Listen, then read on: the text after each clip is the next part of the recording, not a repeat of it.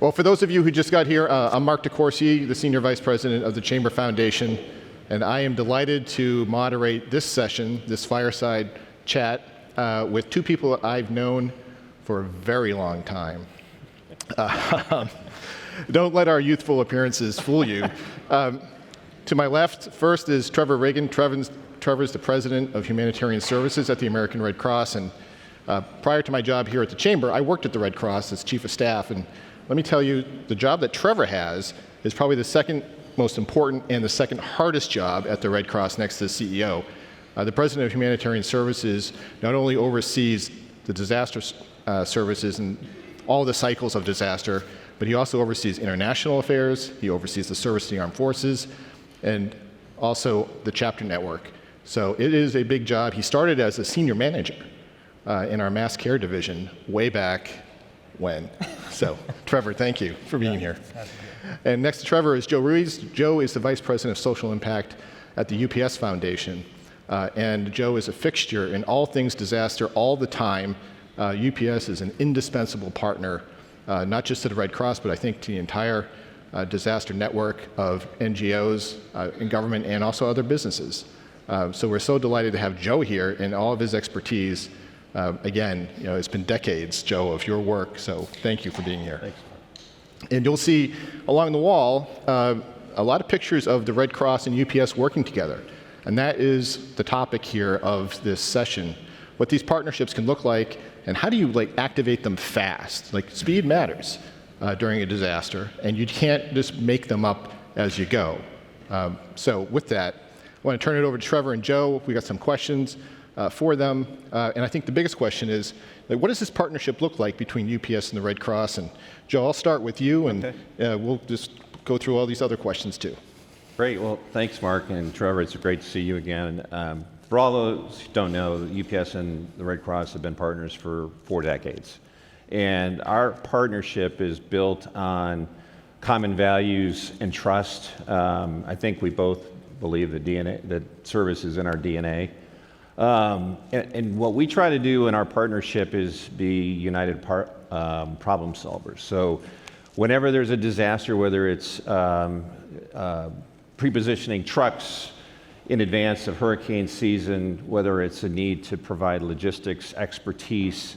A few years ago, after the wildfires became more excessive, the Red Cross came to UPS and said, hey, listen, we're looking to move our major warehouse from Reno, Nevada to closer to where the wildfires are. UPS came in and worked with Trevor and the team and moved all of their warehouse supplies much closer so they can improve their resilient response. So those are the kind of things that, it's always an open dialogue.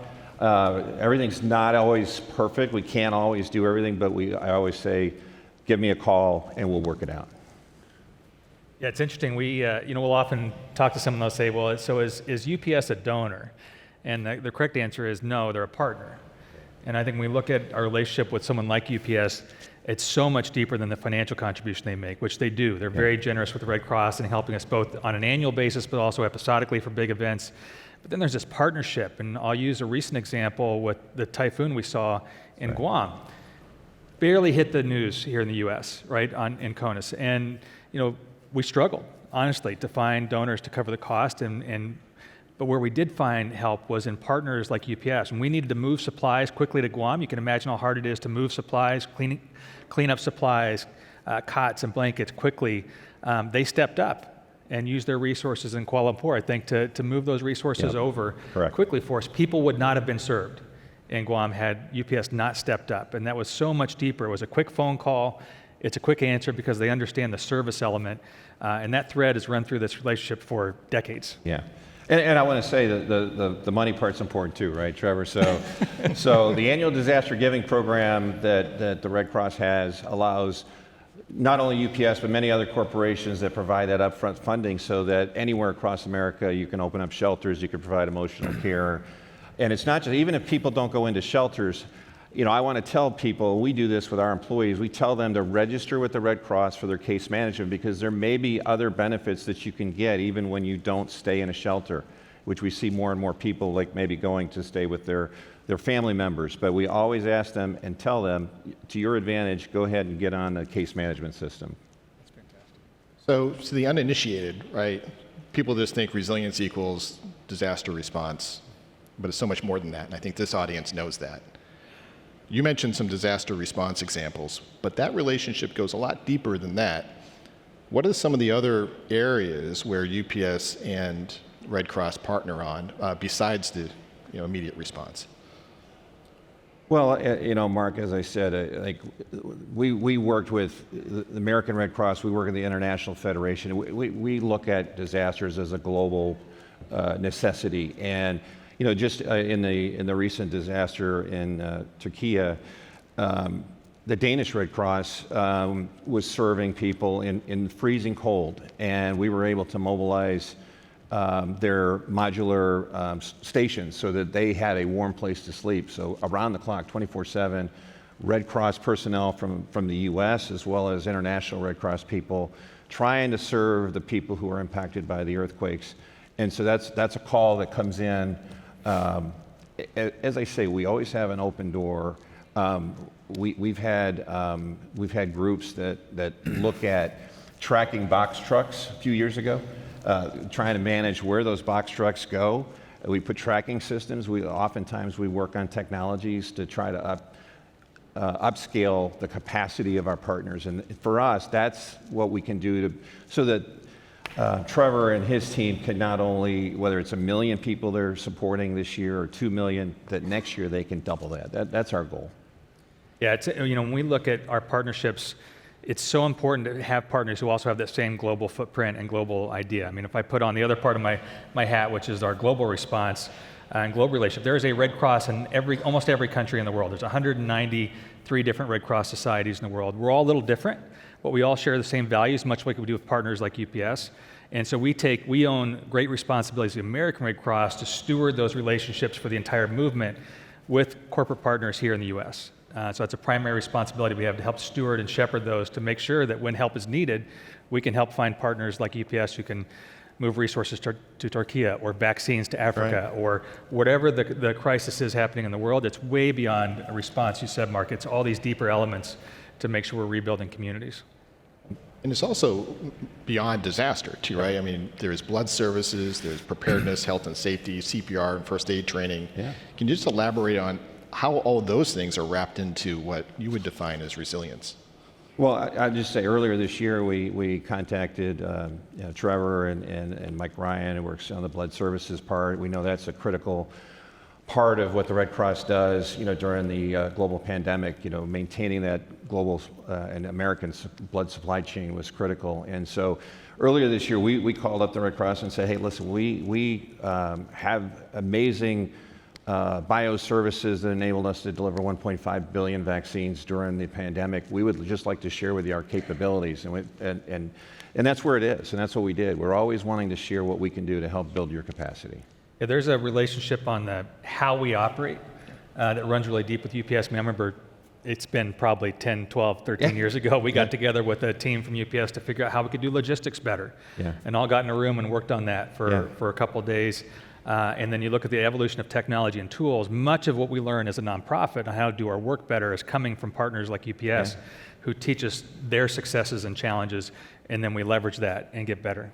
Talk about innovation at the Red Cross. We partnered with them during Hurricane Harvey with drones. It was one of the first ever efforts that we looked at how drones could play a role in developing assessments of communities that were still flooded, so that we could expedite the relief checks to them. And so that pilot has helped UPS, in fact, today deliver 3 million vaccines via drone services across Africa and other places in the world during the pandemic.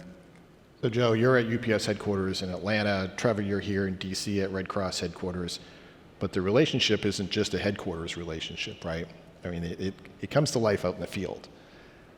How do you communicate that to the Red Cross chapters, to the UPS distribution centers, that they need to be working together, get to know each other, and they can build on the headquarters model of partnership at a local level?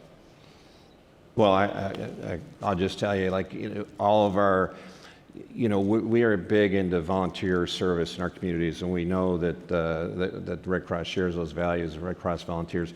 I'll give you an example. In Chicago, we support. They actually store their supplies. So when there's home fires, which is the predominant disaster, I think more than 60,000 disasters across America that the Red Cross replies to, they have access to our facility. They can bring their response team in if there's a home fire or an apartment fire. Come into our facility. Our volunteers have gone out into communities and done home fire prevention, installing smoke detectors across the country, helping to prevent those fires, and sometimes in apartment complexes that aren't as up to date as they should be.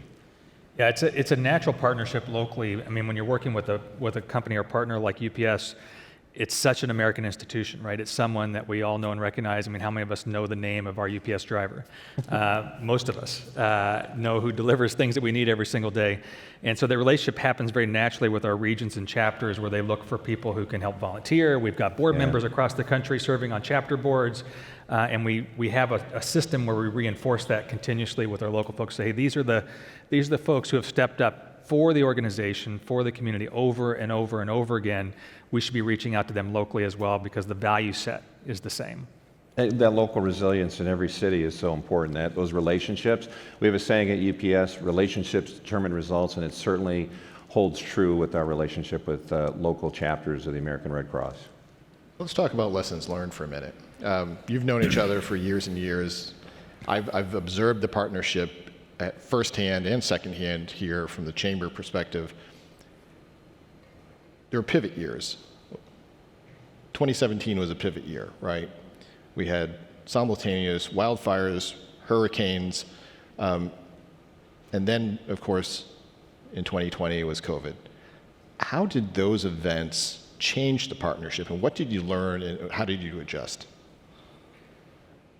Well, everything changed with the global pandemic, and what we've seen is that communities now are really fragile, right? So where there was efforts to do resilience, we know that all communities and everybody was impacted, but not everybody was impacted equally. And I know the Red Cross is looking at equity initiatives, not only when disasters happen, but wanting to be there through the full recovery. That's part of what we've done.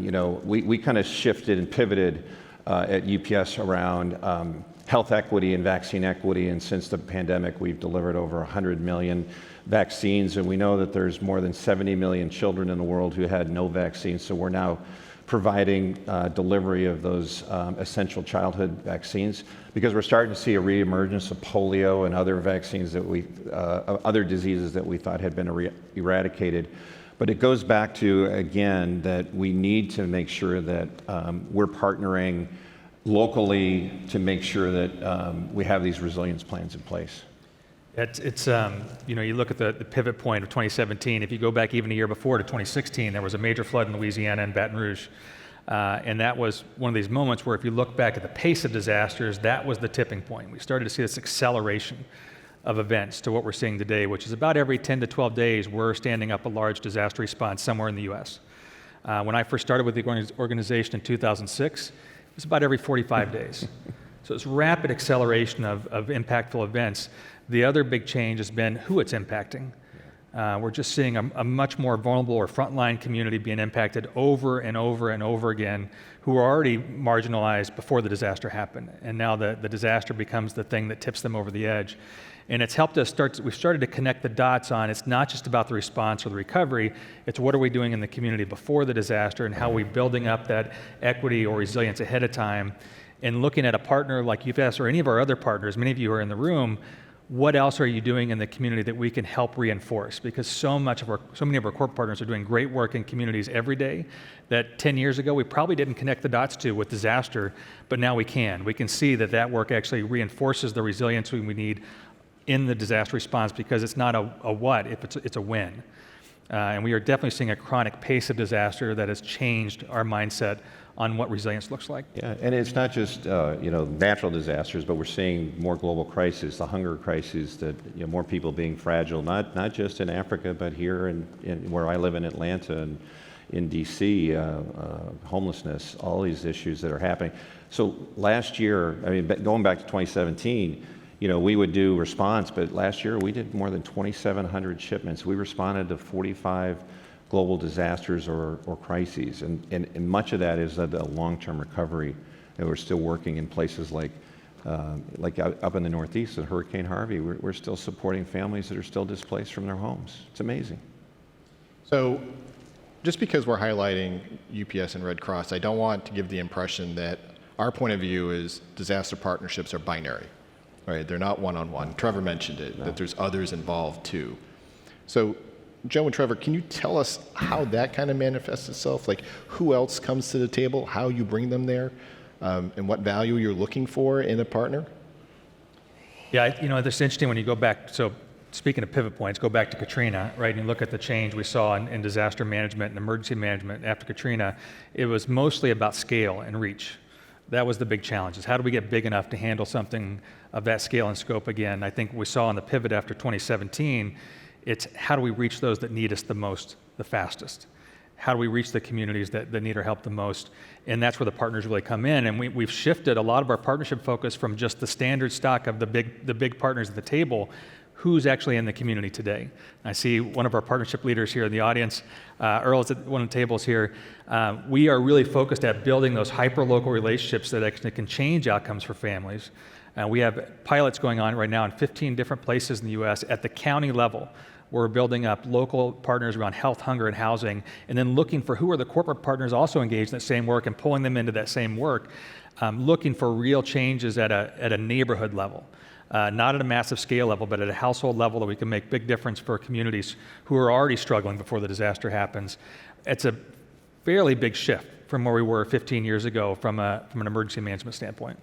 Mark, it's been a decade since we've worked on helping build the resilience of small businesses, working with the U.S. Chamber. We know there's a lot of resources here in the U.S., but maybe not as many internationally. And for the last 10 years, we've been working with the World Economic Forum. I know Margie's here today, and with the U.S. Chamber and implementing partners.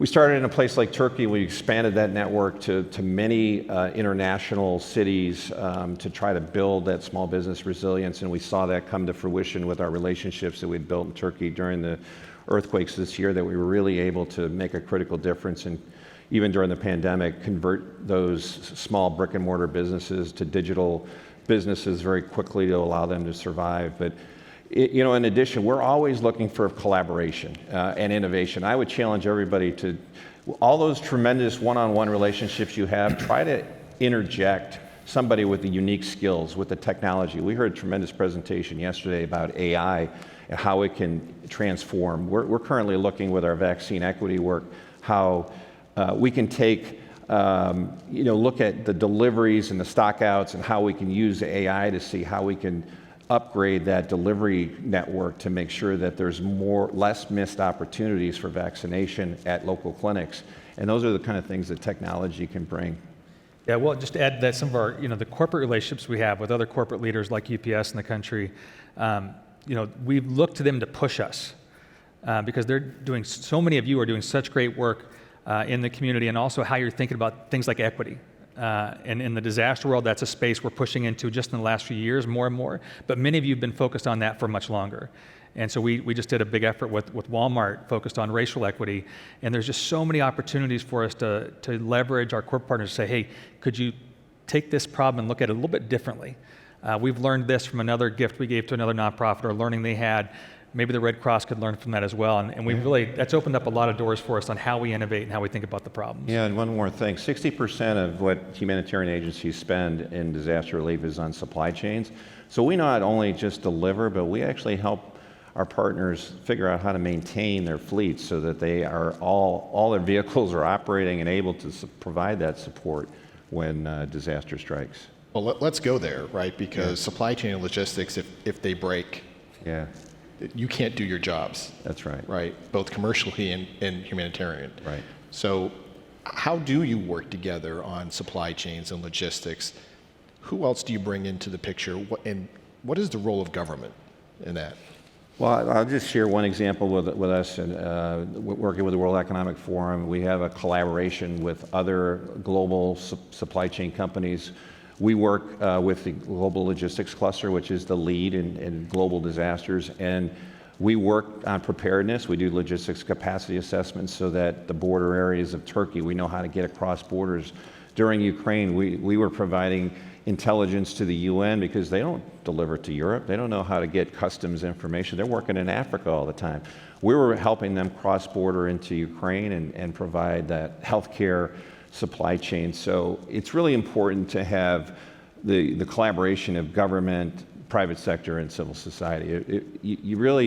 We challenge everybody to bring that innovation to our relationships. Yep, I agree. Most of our hats come off in the middle of the crisis to say, okay, how do we solve the problem?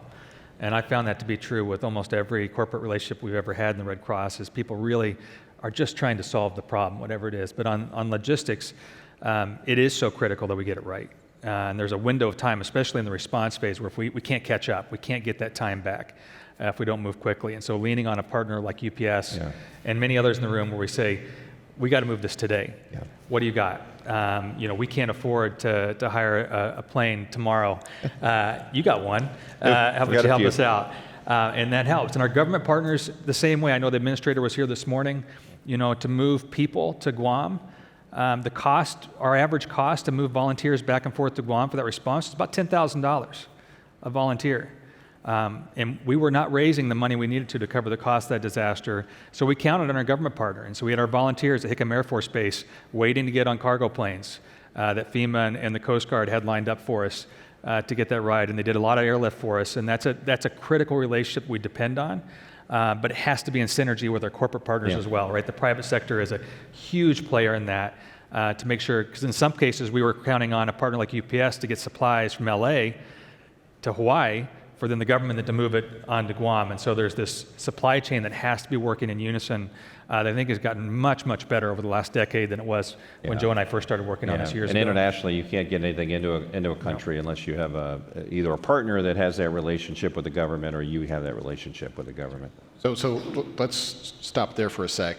Trevor, you mentioned today and tomorrow, but what about yesterday? Like, there's an element of readiness to these relationships. How do you make sure you're ready for when the bell rings? Yeah, it is an interesting question. The bell is actually ringing all the time now, which has made it a little bit different. When I started doing this work years ago, we had down periods. There were seasons. Yeah. I remember when the UPS team came and helped us, coach us on some logistics. The team basically said, well, you've got a plan for Christmas happening any day of the year on supply chain. Now it seems like Christmas is happening a couple times a month on when we need to move quickly. But we have to make sure we have resources ready to go all the time, people and stuff. And so positioning those across the country. So we've leaned on partners like UPS to help us figure out where do you put stuff. There is some very tactical work that happens on having supplies in major warehouses and trailers on standby. COVID taught us we run out of things in the country. You run out of tractor trailers, you run out of drivers, you run out of these things. And so you just have to spend the money to put that infrastructure in place, and that's where we depend on. We have a group called the Annual Disaster Giving Program that UPS is a member of, many of you are as well, that makes sure we have the money to put those resources in place every single day. Yeah. So when the bell rings, we're not scrambling to find out where to get a truck driver to move supplies to Vermont for the flood that just happened. It was already there. Yeah. And so we need that kind of constant readiness for something that's happening almost every day. And Mark, we wire our partnerships so they know we give the money, the emergency funds, the capacity building grants, all of that happens early in the year within the early part of the first quarter. They get in-kind logistics budgets, so we don't have to go ask for permission. When something's ready, when the time comes, we're ready to move. We don't have to go find executive leadership team that might be traveling on business, and we're ready to go. We're almost out of time, but I wanted to ask the last question to both of you. Trevor, you first. If you wanted the audience to remember one thing about building partnerships, what would it be? Don't put the relationship in a box. Think broader than what we do. Sometimes when we talk to a partner, they say, well, it's Red Cross, your disaster, we say mud and blood, your disaster and blood. We don't engage in either one of those from a corporate giving standpoint or a foundation giving. We do other work, education, housing, healthcare. So do we. So do we. It's just happening in a different environment. It's happening in one where resilience matters so much more, where equity matters so much more. And so pick at that opportunity as much as you can when you think about partnerships. Think beyond whatever pillars you have in your giving strategy, because more than likely, given the way our world is operating, there is a clear intersection. And it focuses on the people who are vulnerable. It focuses on those frontline communities who are suffering. There is an intersection in our value set if we look for it. You know, the private sector has so many skill sets to offer the NGO community, whatever your superpower is, right? Whether it's logistics or whether it's telecommunications.